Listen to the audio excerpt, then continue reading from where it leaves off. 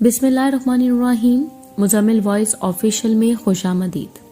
मैं एक सरकारी महकमे में जॉब करता हूँ। ये सर्दियों के दिन थे और मैं मसरूफियत के बाइस 2 माह 15 दिन के लंबे अरसे के बाद घर छुट्टी गया। घर पहुंचा तो ईद का समा था।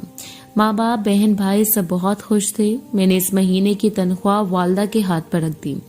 वालदा ने रकम का कुछ हिस्सा अल्लाह की राह में खर्च करने की नीयत से अलहदा किया और कहा कि इस रकम से एक बेवा औरत के घर राशन खरीद कर पहुंचा देना, जो दूर के एक गांव में रहती थी। मैं सेवक गया और राशन खरीद कर लाया। घर में मेरे लिए पुरतकल्लुफ ताआम का इंतजाम किया गया। बहन भाइयों के साथ मिलकर लजीज खानों के मजे उड़ाए और सफर की थकावट दूर करने की गर्ज से रजाई में घुस गया। आंखें नींद से बोझल हो रही थी कि अचानक इस बेवा औरत और इसके यतीम बच्चों का ख्याल आया। इरादा किया कि अभी जाऊं और सामान पहुंचाऊं। तबीयत में सुस्ती थी, सोचा कल पहुंचा दूंगा, लेकिन बाद में ख्याल आया मैं तो पुरतकल्लुफ खाने का मजा ले चुका हूं, कहीं वो बच्चे भूखे ना हो। इसी वक्त लहाफ से निकला, एक चादर ओढ़ी, थैला मोटर बाइक पर रखा और इसके घर की तरफ निकल पड़ा। शदीद सर्दी थी, धुंध भी ज्यादा थी। एक दूर गांव में इस औरत का घर था। इसके शौहर मजदूरी करता था और 4 बच्चे थे। एक नाकाहानी हादसे में शौहर की मौत हो गई और अब इसके यतीम बच्चों पर दस्ते शफकत रखने वाला कोई ना था। किस्मत भी यही सितम जरीफ है। खैरात के एक समुंदर लिए इस बेवा औरत के घर के बाहर पहुंचा। घर क्या था बल्कि एक डरबा था। एक कमरा, छोटा सा सहन और एक हमीदा सी 4 दीवारी थी। दरवाजा खटखटाया तो एक 5 साला बच्ची बाहर आई, जिसके चेहरे पर परेशानी, खौफ और भूख नुमाया थी। मैं इसके चेहरे को तके जा रहा था और दिल ही दिल में दुआ कर रहा था कि अल्लाह किसी बच्चे पर ऐसा वक्त ना लाए। इस बच्ची ने एक पुराना सा जोड़ा पहना हुआ था और शदीद सर्दी में एक फटी पुरानी जर्सी पहनी हुई थी। पांव बढ़ना थे, वो भी सर्दी में कि पैरों को जमा के रख दे। मैंने कुछ कहे सुने बगैर राशन वाला थैला जमीन पर रखा। थैले को देखते वो बोली, क्या इसमें खाने का सामान है? ये सुनना था कि मैं हैरान हो गया। एक बार फिर इसने यही सवाल दोहराया। मैंने मुस्बत अंदाज में सर हिलाया। वो बच्ची खुशी के मारे चीखती चिल्लाती माँ की तरफ भागी और ये कहे जा रही थी, अम्मी फरिश्ता आ गया, अम्मी फरिश्ता आ गया, अम्मी फरिश्ता आ गया। और फिर 2 और छोटे छोटे बच्चे खुशी के मारे दरवाजे पर दौड़े चले आए। कभी मुझे देखते, कभी इस थैले को, और खुशी से लूटपुट हो जा रहे थे।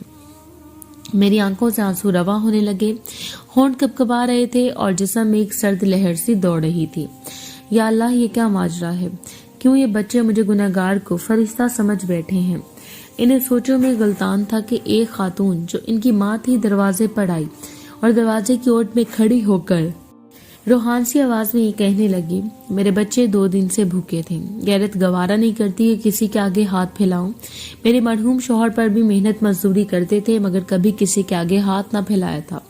इनके चले जाने के बाद इनकी देखभाल करने वाला कोई नहीं। रिश्तेदारों ने हाथ खींच लिए हैं और मोहल्ले वाले भी मदद नहीं करते, मगर कभी कभी आप जैसे नेक दिल लोग मदद कर देते हैं।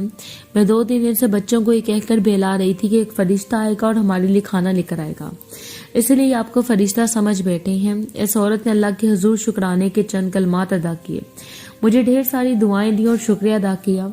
मैं वहां से वापस हो लिया। आंसू रुकने का नाम नहीं ले रहे थे।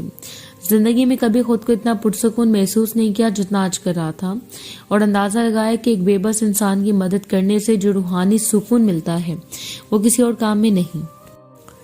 हमारे इर्द गिर्द ऐसे बहुत से गुरबा होते हैं जो मुस्तहिक होने के बावजूद किसी के आगे हाथ नहीं फैलाते, मगर मदद करने वाले हाथों के मुंतजिर जरूर रहते हैं। 2 वक्त की रोटी ही इनका कुल जहां हुआ करती है। ऐसे लोगों की मदद करनी चाहिए, चाहे वो एक वक्त खाना ही क्यों ना हो। घर आया तो माँ ने पूछा, बेटा इतनी रात कहाँ चले गए थे बिना बताए? मैं बेसाख्ता बोला, फरिश्ता बनने गया था। कहाँ चलना है साहब? ज्यादा दूर तो नहीं। ये कहते हुए वो इस शख्स के ताक़ुब में चल पड़ी और सारा रास्ता खामोशी के साथ चलने के बाद मंजिल पर आकर रुके और इसने एक की सांस में कई सवालात की बौछार कर दी। ये जगह महफूज तो है? यहाँ किसी का गुजर तो नहीं ज्यादा? पुलिस वगैरह तो नहीं कहीं आसपास? वगैरह वगैरह। मंजर तो इन बातों का आदी था। इसको क्या फर्क पड़ता? बैठा रहा और इतने सब सवालात का एक ही बार में नफी में सर हिलाकर जवाब दे डाला। तुम लोग भी तो इन सब की आदी हो, फिर बार बार यही सवालात जैसे बिल्कुल अनजान हो, आखिर क्यों? नाज़रीन बोली, साहब मैं इज्जत करती हूँ आपकी, मेहरबानी कीजिएगा कि क्लाइंट को मेरी तफसीलात से आगाह मत कीजिएगा। میں بہت مجبور ہوں، آپ کو اللہ نے وسیلہ بنایا میرا، بس یہی وسیلہ کافی ہے۔ آج منظر کا دل بھی کچھ عجیب سا تھا۔ ناظرین کی باتیں قیامت ڈھا رہی تھی اور منظر اس قیامت کی زد میں تھا۔ اس کا دل پگھلتا جا رہا تھا اور اس نے اپنے دل کی سن کر آخر ناظرین سے کہہ دیا کہ وہ اس اپنا سمجھ کر سب کچھ شیئر کر سکتی ہے، یہ جانتے ہوئے کہ وہ برائے نام مگر طوائف تو ہے اور وہ اس کے پیشے کے حوالے سے معاشرہ کن کن دو رخے خیالات کا عکاسی ہے۔ چہرے سے نقاب اٹھائے بغیر وہ گویا ہوئی، منظر صاحب میرے 3 بچے ہیں، یہ بہت چھوٹے تھے جب ان کا باپ دنیا سے چلا گیا۔ میرے سر سے چھت چھن گئی جب مالک مکان نے کہا کہ یہاں رہنا ہے تو مجھے دن رات خوش رکھو ورنہ ابھی کبھی نکل لو، یہاں فالتو لوگوں کی جگہ نہیں۔ ناظرین میں آج صرف تمہاری باتیں سننے آیا ہوں اور بس۔ وہ مزید بولی، آخر یہ معاشرہ مجھ جیسوں کو بچوں کے ساتھ قبول کیوں نہیں کرتا؟ میرا سوال تو صرف آپ شریفوں سے ہے، اپنے جیسوں کے دلالوں سے نہیں۔ اس کے سوال نے منظر کے دل پر پتھروں کی جیسے بوچھاڑ کر دی ہو۔ اس کے پاس کوئی جواب نہ تھا۔ کہنے لگی کہ ماں باپ کے گھر پہنچی تو بھائیوں کے آگے مجبور باپ کچھ نہ کر سکا سوائے کچھ ادھورے دلاسے دینے کے۔ بھائیوں کو بھی بہت واسطے دیے کہ میں تم لوگوں کی ملازمت کرتی رہوں گی تمام عمر، مگر وہ بھی قابل قبول نہیں تھا۔ معمولی سی ملازمت کرنے کے لیے نکلی، ایک اسکول میں مل تو گئی مگر وہی چیل کوے اور مگر مچھ کی مسل، پرنسپل کی باتیں اور حرکتیں جو کہتا ہے کہ بس مجھے خوش کرو۔ منظر صاحب، کیا میرے جیسوں کو انسان ہونے کا بھی حق حاصل نہیں؟ منظر پر ایک بار پھر اوس کر گئی ہو جیسے وہ اداس ہو گیا۔ اس کے ذہن میں اس وقت ایک متعلقہ بہن کا خیال سرایت کرنے لگا جس کو دینے کے لیے اس بھائی کے پاس ایک دلاسا تک نہ تھا۔ یکا اس کی روح کام گئی کہ ناظرین کی جگہ اگر اس کی بہن فاخرہ ہو تو اس کے دل پر کیا بیتے گی۔ ایک دم ہی اٹھ کھڑا ہوا اور بھاگتے بھاگتے پیچھے مڑ کر صرف اتنا کہہ سکا کہ کل ملوں گا، ضرور آنا۔ گھر پہنچ کر سانس جو برابر کا بھی نہیں تھا پانی پی کر کچھ درست کرنے کی کوشش کی۔ فاخرہ حلق سے نکلتی جیسی آواز نے ساتھ نہ دیا اور پھر یوں لگا جیسے اس کو گھر میں تلاش کرنے۔ اچانک دروازہ کھلا اور فاخرہ داخل ہوئی۔ کہاں تھی تم؟ منظر چلایا۔ بھائی میں تو صرف 7 والوں کی طرف گئی تھی سہیلی کو اپنا سی وی دینے۔ نہیں میری بہن، تم کیوں سی وی دو گی؟ تمہارا بھائی زندہ ہے ابھی۔ اور یہ کہہ کر فاخرہ کو گلے لگا کر پھوٹ پھوٹ کر رونے لگا۔ دوسرے دن چوراہے پر پہنچتے ہی دیکھا کہ ناظرین حسب سابق بڑکا اوڑے انتظار میں کھڑی تھی۔ چلیے صاحب، کہاں چلنا ہے؟ زیادہ دور تو نہیں؟ منظر گرا ہو گیا، بمشکل بول سکا، ہاں ناظرین بہت دور۔ کہنے لگی کتنی دور صاحب؟ بچے پھر بھوک سے بلکنے لگتے ہیں اس لیے دور نہیں جاتی میں، ورنہ رزق جیسی اعلیٰ نعمت کو کون ٹھکرائے؟ ہاں ناظرین، اس نعمت کو نہ ٹھکرانا۔ منظر بولا، میرے گھر چلو، میں تم سے نکاح کروں گا، بچوں کو سرپرستی دوں گا، ان کو اپنا نام دوں گا۔ یکدم ناظرین کے قدم جیسے رک گئے۔ آپ؟ ہاں ناظرین، میں تم سے وعدہ کرتا ہوں تمہیں کم صحیح لیکن عزت کی روٹی دوں گا۔ مجھے معاف کرنا کہ تمہیں ایک پیشہ ور سمجھ کر اتنا کچھ کرتا رہا۔ ہم مل بانٹ کر مشکل وقت بھی گزار لیں گے اگر تم ساتھ دو گی۔ چلا ہمیں سوچ میں ڈوبے رہنے کے بعد ناظرین کی آنکھوں میں آنسو اور دل میں خدا کا شکر لیے اس کے ساتھ چل دی۔ معاشرے میں ایسی کتنی ناظرین جیسی خواتین ہیں جو اس معاشرے میں موجود ان مردوں کی مدد کے انتظار میں ہیں جو ان کے مقدس رشتے ہیں، مگر روز اس انتظار میں ناپاک لوگوں کی بھیڑ چڑھتی ہیں۔ خدارا مرد کچھ احساس کریں کہ ان کا یہ معاشرہ اگر صرف ان کا ہے تو ان پر بڑی ذمہ داری عائد ہوتی ہے کہ وہ عورتوں کو جیسے مرضی روپ میں لیکن عزت دیں۔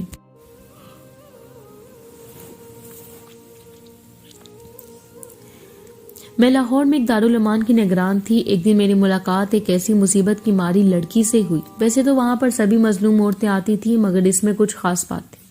وہ خوبصورت اور خوش اخلاق لڑکی تھی مگر جب اس کو وہاں لایا گیا تو وہ بہت رو رہی تھی۔ میں اس سے اس کے رونے کی وجہ جاننا چاہتی تھی۔ میں نے اس سے 2-3 بار پیار سے پوچھا مگر اس نے کچھ نہیں بتایا۔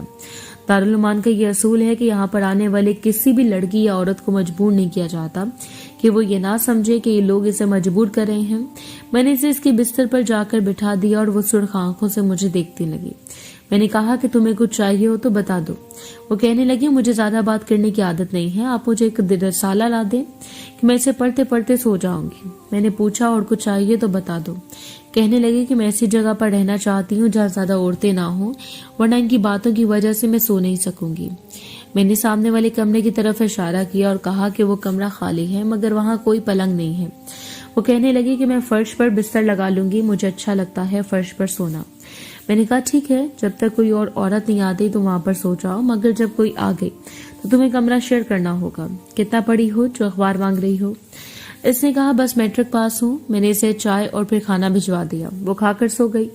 میری ڈیوٹی شام 5 بجے تھی. اگر بعد میں کوئی مسئلہ ہوتا تو چوکیدار مجھے آ کر بتا دیتا تھا. میں وہاں پاس میں ہی رہتی تھی. اگلے دن جب میں دفتر گئی تو وہ میری منتظر تھی. وہ پہلے سے زیادہ بہت پرسکون تھی اور میرے پاس آئی تو میں نے کہا کہ رابعہ کیسی ہوں. اس نے قدرے خوش مزاجی سے کہا میں آج بالکل ٹھیک ہوں. میں نے اپنے سامنے والی کرسی پر اس کو بیٹھنے کا اشارہ کیا. وہ بڑی تہذیب سے وہاں بیٹھ گئی.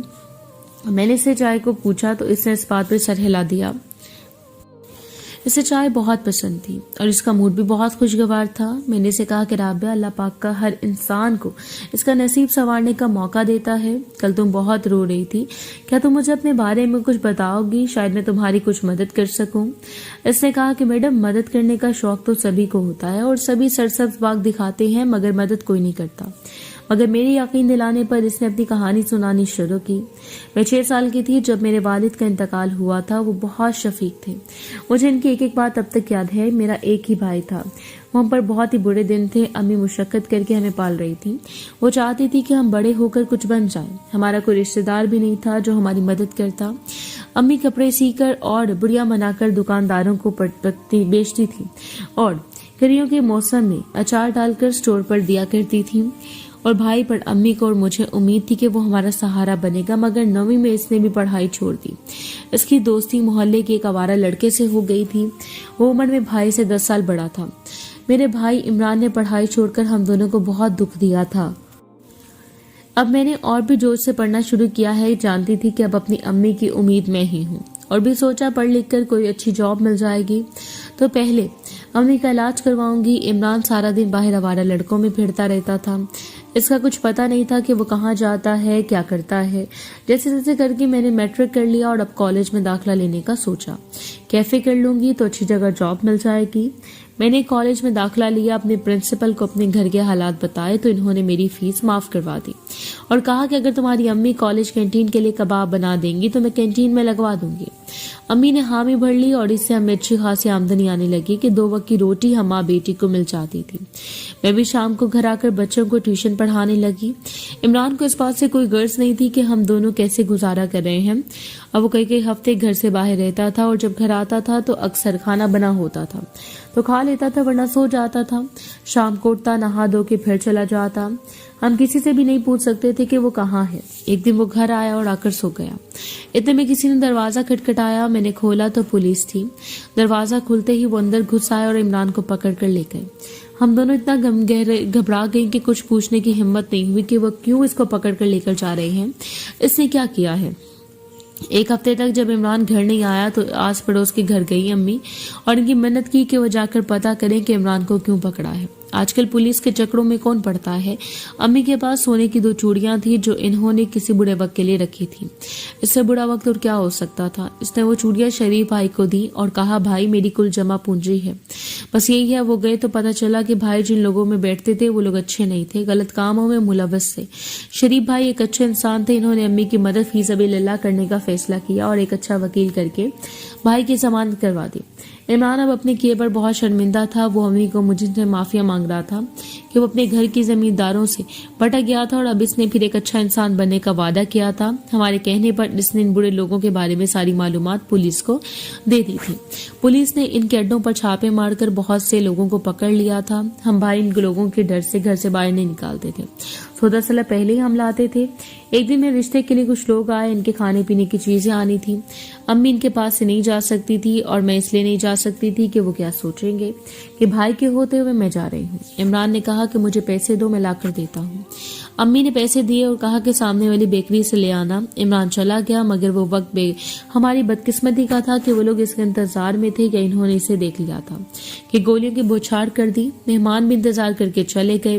امی نے جانواز بچھائی اور اللہ سے دعا کرنے لگی. میں نے باہر گلی میں لوگوں کا شور سنا تو میرا دل بھی ڈر گیا مگر میں نے بھی امی سے کہنا مناسب نہیں سمجھا کہ اتنے میں دروازے پر دستک ہوئی.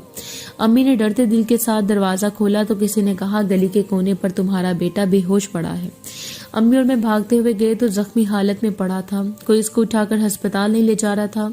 ہم نے پولیس کو اور ایمبولینس کو فون کیا. ہسپتال جانے پر پتہ چلا کہ زخمی ہونے کے بعد وہ تھوڑی دیر زندہ رہا، مگر خون زیادہ بہہ جانے کی وجہ سے وہ زندگی کی بازی ہار گیا.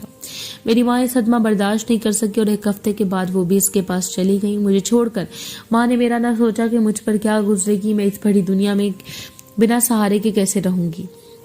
1 ماہ تک محلے کی عورتیں میرے ساتھ باری باری رہیں، مگر کوئی کب تک سنبھالتا مجھے. کالج کے دنوں میں ایک لڑکا تھا جو مجھے پسند کرتا تھا.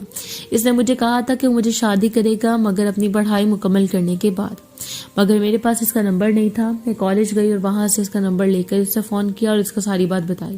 تو اس نے یہ کہہ کر شادی کرنے سے انکار کر دیا کہ وہ کسی ایسی لڑکی سے شادی نہیں کرنا چاہتا تھا کہ جس کے بھائی کا تعلق کسی گروہ سے رہا ہو اور وہ اس گروہ کے ہاتھوں قتل بھی ہوا ہو. میرے اوپر یہ پہاڑ کیا کم تھے کہ میں اس بڑی دنیا میں اپنے خاندان کو کھو بیٹھی تھی کہ میرے سپنوں کے شہزادے نے بھی میرا ساتھ چھوڑ دیا. پھر میں اپنی ایک بہت ہی گہری دوست رقیہ کے گھر گئی کہ شاید اس کے گھر میں مجھے پناہ مل جائے، مگر اس کے گھر والوں نے بھی انکار کر دیا. اس کے ماموں نے کہا کہ دارالعلوم چلی جاؤ، وہاں تمہیں چھت مل جائے گی. اس جگہ کے بارے میں بہت سی باتیں سنی ہوئی تھی، مگر مجھے یہاں اب جیسے مہربان اور ہمدرد دوست مل گئے. اس کی کہانی سن کر مجھے اس سے اور ہمدردی ہونے لگی. ایک دن مجھے لینے میرا بھائی شہریار آیا اور مجھ سے پوچھنے لگا کہ کیا یہاں کوئی رابعہ نام کی لڑکی ہے. میں نے پوچھا کیا تم اسے جانتے ہو؟ اس نے مجھے بتایا کہ وہ اور رابعہ کالج میں پڑھتے تھے. میں سمجھ گئی کہ وہ لڑکا کوئی اور نہیں، میرا اپنا بھائی تھا جس نے اسے چھوڑا تھا. میں نے کہا بھائی وہ اب بھی تم سے پیار کرتی ہے اور تم سے اسے شادی کر لو. مگر وہ بولا کہ نہیں، میں ایسی لڑکی سے شادی نہیں کر سکتا جو دارالعلوم میں رہتی ہو. میرا رشتہ آیا اور منگنی ہو گئی اور چند مہینوں بعد ہی میں نے رخصت ہو کر امریکہ چلے جانا تھا. میں نے رابعہ کو کچھ نہیں بتایا اور میں شادی ہو کر امریکہ آ گئی. میری شادی کو 15 سال ہو گئے اور میں اپنے شوہر اور بچوں کے ساتھ بہت خوش ہوں. مگر مجھے جب بھی رابعہ کا خیال آتا ہے، میں نے پڑھائی سے کہا، بھائی سے بھی کہا کہ مجھے دارالعلوم سے پتہ کر کے اس کے بارے میں بتاؤ، مگر اس نے مجھے کبھی کچھ نہیں بتایا. رابعہ سچ کہتی تھی، مدد کرنے کا شوق تو سبھی کو ہوتا ہے اور سبھی سرسبز باغ دکھاتے ہیں، مگر مدد کوئی نہیں کرتا.